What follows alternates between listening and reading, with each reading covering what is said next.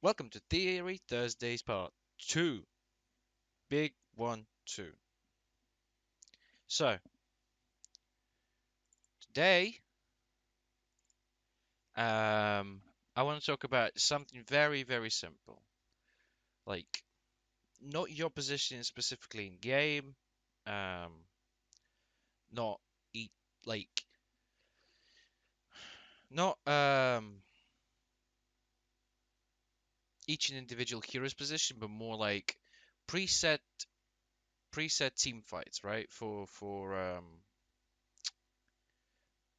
why do people position where, what benefits there are, what pros and cons there are essentially.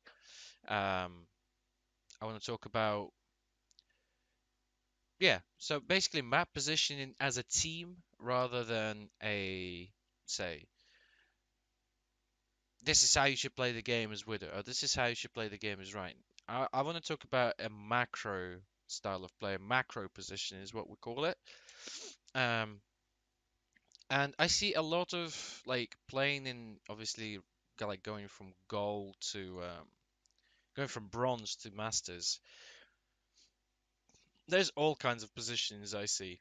And well, let's start off on Junkertown. So this is Junkertown A, as you can see the payload. Whee! Um,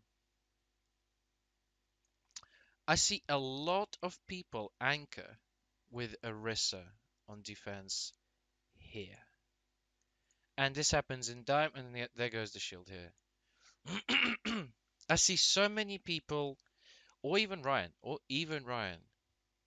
I see so many people in all kinds of um, ranks do this. They position as Orion or Rissa here, and then their idea is that they can basically give their DPS an angle. Oh, hello, stay there. To shoot onto the enemy spawn, right? Which is in theory a good idea. However, and let's say, I don't know, let's say you got a Hanzo here, like you have a, where is she? Where is she? Where is she? Let's see. They have a Mercy right here, and they have like a Widowmaker on the other side. Let's say she's poking in from like. I see a lot of actually Widowmakers play interesting angles, but a lot of times they position either here or here on defense. Um, and say they've got like either a Hog or let's go with the Diva because she's a better choice whether you play Ryan or you like play Orisa. In theory, you can play like let's get Ryan out. Let's get Ryan out. Bye Ryan. Bye Ryan. Um, you see a lot of hogs, right? Let's use a hog instead because I made the point of Orissa's and Ryan stand in this position. And in theory, this gives well, no, this gives opportunity for your snipers to shoot straight onto the point. And yeah, overall, it's a good idea. Because it's long lines of sights for Widowmaker all the way through here. It's long sights for hands are pretty much to spawn, right? For attackers. So that's the pros, right? However, one of the biggest cons that we haven't talked about is yeah,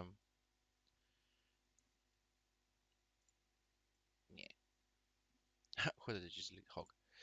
Um, is timing, right?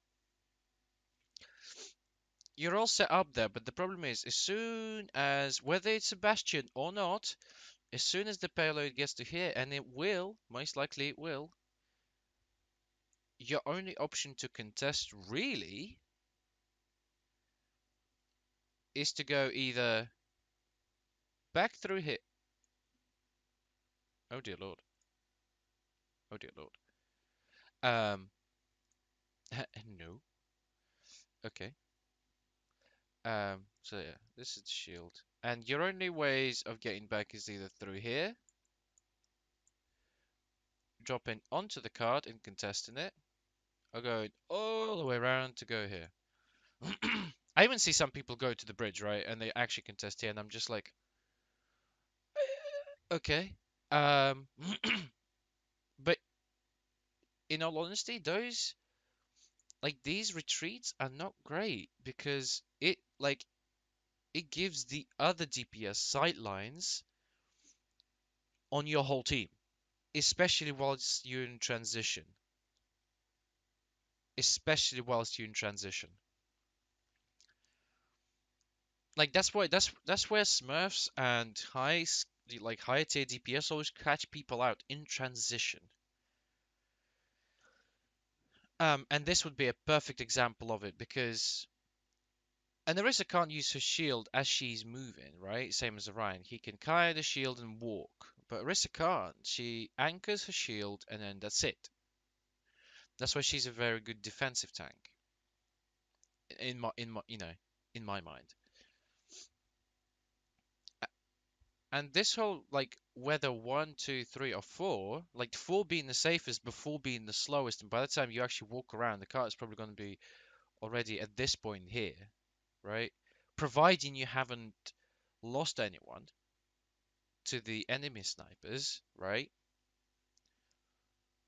Um, it's way too long, and it's moving as five and Widowmaker plays coast or whatever. She comes with you, then she's got no sight lines, and then by that point, the enemy Widowmaker will just take like coast. She'll sit here.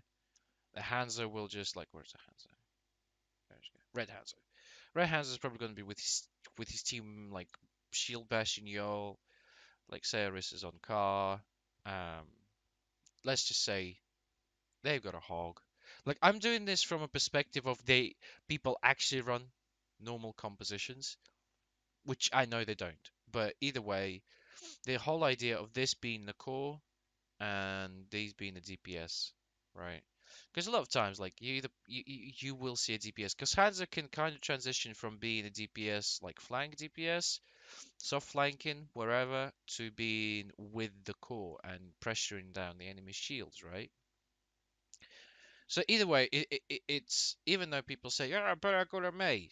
To be honest, May can be sitting here and she could just wall people off, right? So either way, I'm not disregarding DPS, but DPS would still play similar kind of positions in the way. Okay, I say that Red Mercy is like here, and then one, two, three, four, five, and I'm missing the Diva. Where's the Diva? Diva. Okay, there you go. So at this point, as you're retreating as a group, can I select people? I want to try this out. You go like that, right? You go all the way here. But by that point, the car, give me the car, give me the car. Right? Eh, eh, eh, eh, eh, eh, eh, eh. Give me the car. Give me the car. Fuck it. Fuck it. Right. By that point, everyone's going to be around here. All right. Eh, You know, providing you haven't lost anyone on the way back. Your Widowmaker's obviously going to retreat all the way back to, let's say here, let me clear these. All the way back to there, which is likely. Hansa's going to transition to here, which I've seen most Hansas do, and in theory, it's the right option because they can flank around here, they can go around here, go from top, and then the Widow, a lot of times, I see she's go coast. So you give up position for nothing at a risky price, right? Losing all your team, just setting up right here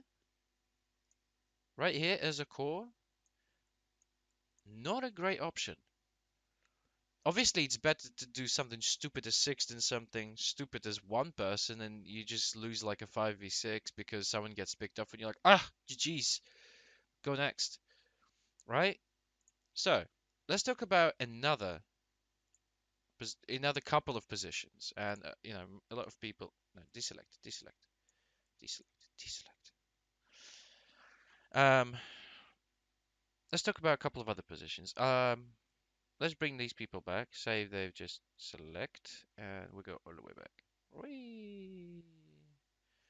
So if they've just set up on card, Right, Hanzo is like going with the core for now, and then Widow is like probably gonna go on the roof here, or she'll take the stairs. For instance, like she's gonna peek um, through here, through the inside, right, out there,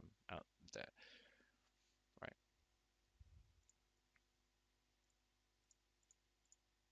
Eh, delete. There we go. Okay, let's bring this back.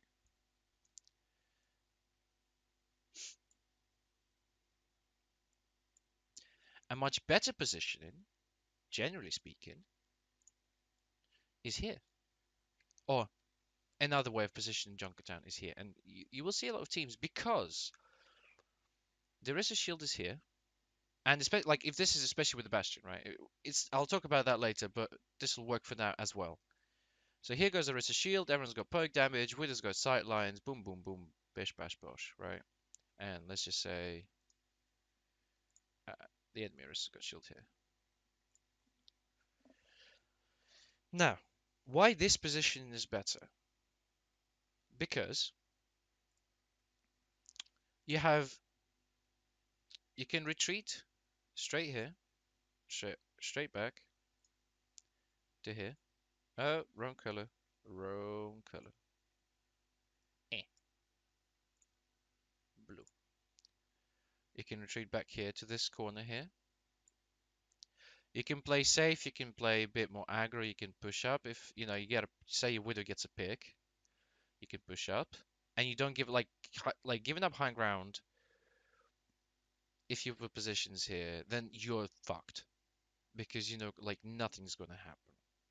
You give up like, you give up the high ground, we don't really gain anything from having that high ground in the first place. So, there's no advantage. Whereas here, by the time well, first off, you can contest card when it gets to here, under the bridge, and then becomes a cool, cooldown management and micro plays that actually break this apart. But the biggest thing is this gives you advantage over is that if you lose this fight, if you lose balls, if you lose this fight here, you will have enough time. And let's just say they moved up, right? You lost this fight here, everyone's dead. Regardless of how, like, Widow gets picked up and you're like, whatever, right? You will not have enough time to recontest here, right? Because they're taking into consideration respawns, taking into consideration time to get there. By the time car actually gets to here, you will be as full 6. Whereas if you take a fight over here, you're not going to have that luxury, and you will get staggers across here. Staggers. I can't spell with my pen, mouse, so this will have to do, chat. Yeah. If you fight here, you're only gonna get staggers there, and provide generally, if you lose your main tank first, at this point, it's very unlikely gonna bring the fight back. So these two positions, number 1 and number 2, one is much more favorable in the respect of timing and actually being able to fight and utilizing your time bank in the best possible manner, rather than setting up on the high ground like, yeah, we've got the high ground, we're gonna have to jump to contest, and then it's like, oh, we're gonna have to retreat. All right, so I find that setting up at 1 is much better. Now, third and final position is that I see, everyone will see this, right? Now, a lot of owl teams, they don't even bother setting up. They just let the cart roll, right? So Let's bring this back. Let's bring this back. They will let the cart roll all the way to pretty much here. And let's just, for example, for instance sake, this is happening. Okay. Why? Why? Why would they want to set up one fight here?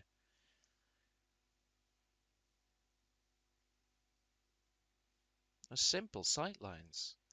First off, you're in a favor. Your widow is in a favorable position because she has um, had the time to set up, so she will be in a better position than the attacking widow because she doesn't have to move into a position to get sightlines. The blue widow is already in position to get those sightlines, right? So she's already sees this happening. She sees the widow. Now you can actually stall here. You can actually physically contest card at this point and on this corner here. This is where it becomes much more resource dependent of whether your hands is like, guys, I'm gonna go and kill everyone from the back. By that point, your shield is bleh, and then the whole team dies, and hands is like, well, I got 2 picks, what the fuck, guys? And then the card's like already here, and then it's like, well, you went with the team, or let's say it's the other way around, and hands are flanks here, um, which we'll get onto that way. This is also a good thing, but your shield's gonna die likely. The red teams, and then it's a reset. However, if the cooldown management is proper and this team can sort of play around here, play around with the mini here, and the Mercy can actually hide behind sight lines, behind the payload, behind the Orisa shield. She can be from here, right? This Hanzo flank is actually pretty decent because it all of a sudden it gives you all of this space. And likewise, if you have the Widow on this side, it gives the Widow all this space.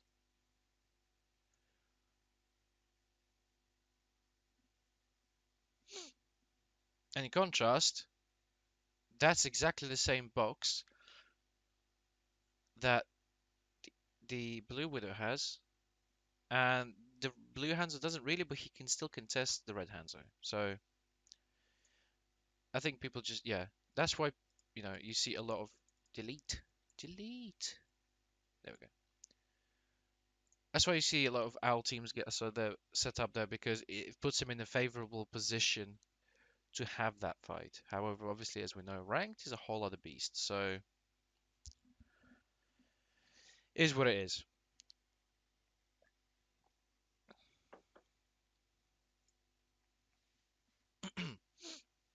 But yeah, this is providing like either way you're gonna have a core. Like you're gonna have whether it's a Winston, whether it's Diva, whether it's the fuck am I talking about?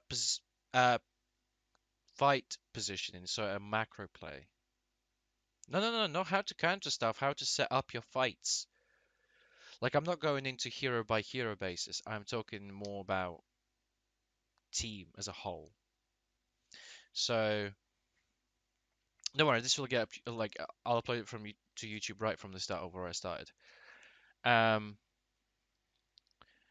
so yeah, this is essentially why our teams set up here because it puts them in a favorable position rather than setting up here or here.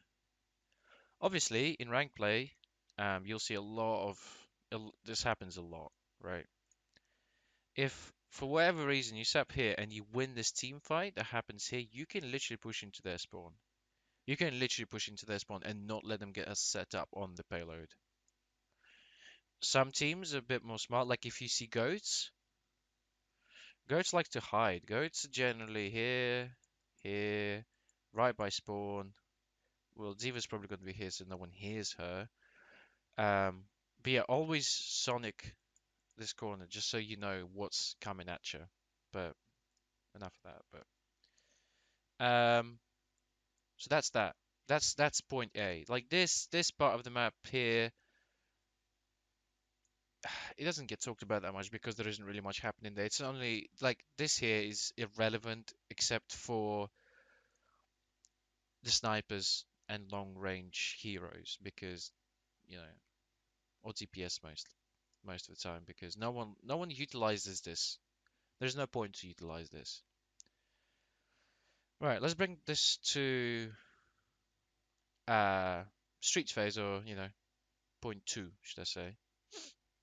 So as a defensive team, you never want to set up low ground. Like setting up on low ground is just it's bad, it's unhelpful, and in complete contrast to A, where we're seeing that high ground is not that great. This is completely different as to how it is for point B. Because the problem is, at this point, because there is obviously less range, Hanzo is much more valuable in terms of the width in regards to, words are hard.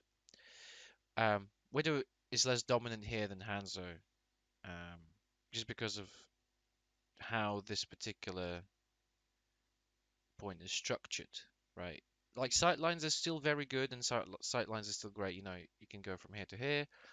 But Hanzo is much more dominant in this particular area, I personally think, because he can wall climb, he can get out of situations, he can get into a fight really quickly, get away from a fight really quickly, so he can go from a window like this window here and stuff like that.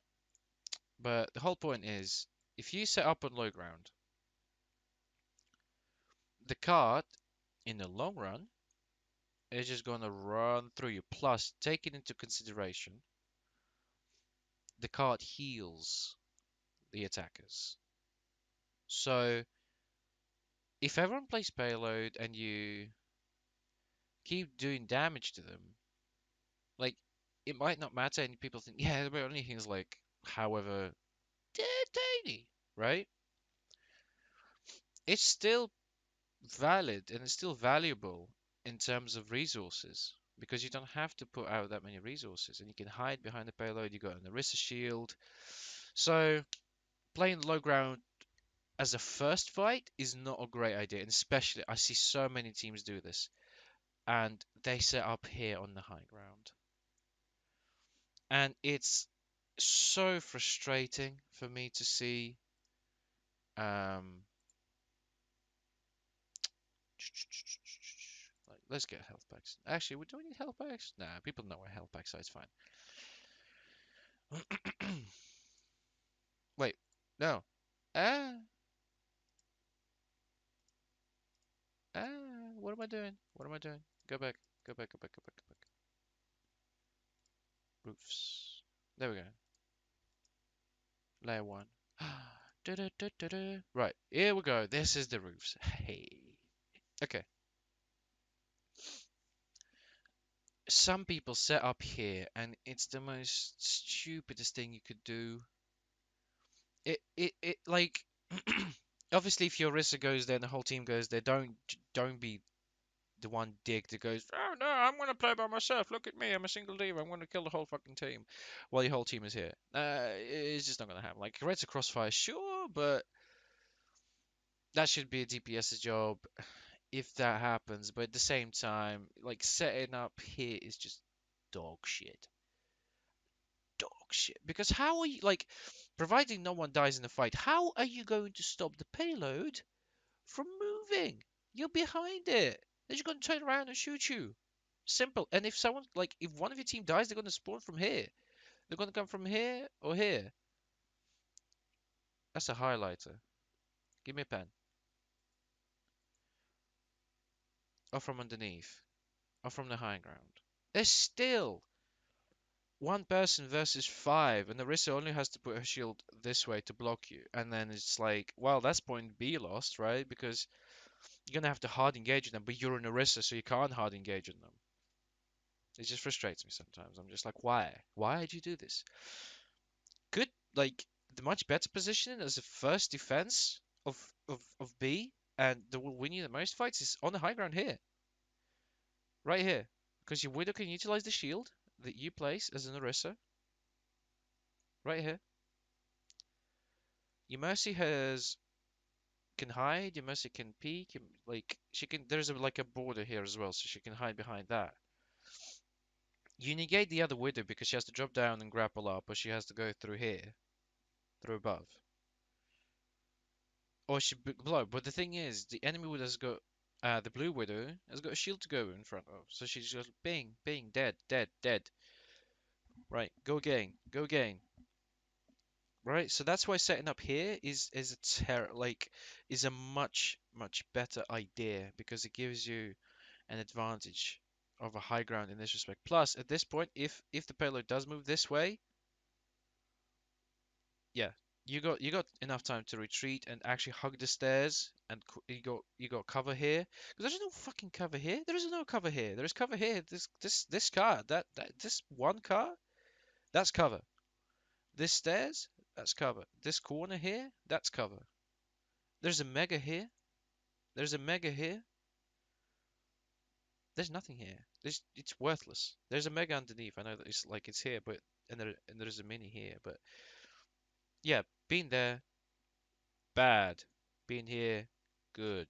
As a first defense. As a first defense. What's not great as a first defense is if oh, hold on. What's not the greatest thing? Like I see some people do it. I see some teams do it. In my yellow, and they set up here as like in the first defense, whether it's because of staggers or whatever, someone the right way, but probably like this is still a good position, but this is a preferably a position you retreat to if there is too much pressure on you because you can go into the room with Meg and the Mercy has cover. So in particular, like say you win this fight, but they're pressuring you hard, and they got ultimates. They're gonna roll you unless you do something, defensive and smart. Plus, this gives Hanzo an advantage of just firing on card and splitting the team this way.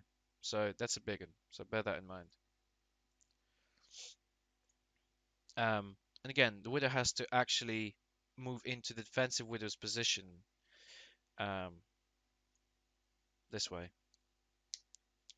So setting up here isn't like setting up here would be good for a fight you think you might lose because you've got more chances of actually winning it. But first time defense, definitely take the high ground because it's much more valuable and better in the long run. So, and yeah, this goes against of, well, take the fight really early, go here so you can bring down damage on them or whatever. But like thing is, if they got a Bastion car, you got the bridge to help you. There's not much because if you poke, there's no cover. Whereas from here, more, it's valid. It's more valid. Um, I think that's pretty much covers Junkertown B. I mean, as a Widow player, you should definitely know the each and every single avenue you can take, each and every single angle you can take to surprise the other Widow. Go through here, go through here, go underneath. Actually, here's one I was actually going to mention but forgot about it. What some teams do is they leave the Widow on the payload and they all go underneath, which is really smart. Which is really smart. They all go here, up like as a unit, and the Widow just rides card. This is at the setup stage, right? Providing the attacking team one, and like the card is just rolling through A, and the attacking team one, they're in position. So what this unit does is goes right to here, and now there is a perfect crossfire at this point, because they're going to get obliterated by this, so they need to shield this way or retreat into here. But the Widow's got perfect sight lines from here to here. So, but again, this is more of an element of surprise, and yeah. Those are positions. Like for attackers, There's not much to cover about A, because attack is pretty standard. You know, depending on composition, very, very, very heavily. But as a Orisa Hog or like Reinhardt, whatever, even Bastion, you still got to follow the payload. So there's not much more. DPS are going to flank. DPS is not going to flank. That's up to them completely. Um, it's more of a this is more focused on defensive aspect of things because I see this happen all the time in my ranked games, and I just want to make people understand why certain things are better than others. Um,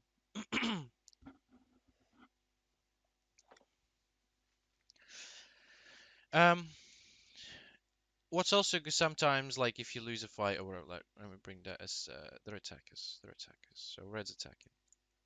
Sometimes what's a good thing, sometimes if you have a chance and you think you're gonna win, you can contest from either below. Don't go high because high is crap because they're gonna roll payload through. Someone has to drop. Or below here. Either way, this one provides cover, but there is only a mini here, whereas this one provides a mega, which is underneath these stairs here. Just at the exit here. So I think the mega's here and the mini's here.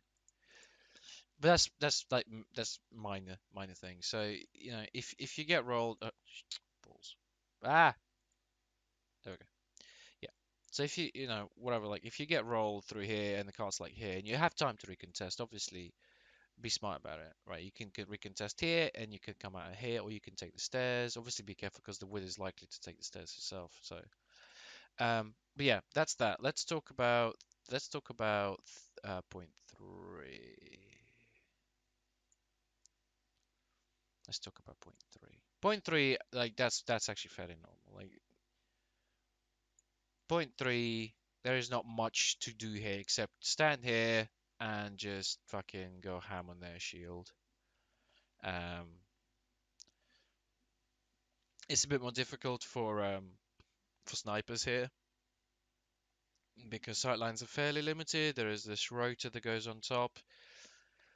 Um, but yeah, overall, like, um, yeah, this is fine. This is good. I wouldn't take the high ground on the rotors because at the end of the day, they're just gonna roll past you and they're like, hey, we got the point. We good. We win. GG's. Easy clap. So this is why a lot of people hold this corner. If you do win the team fight here, then you should definitely, absolutely, definitely push up. Push up. Bearing in mind, you know, this is taken into consideration. You do not have ultimates or anything like that. Eh, no. Eh, eh. Give me the payload. Give me the payload. There we go. So yeah.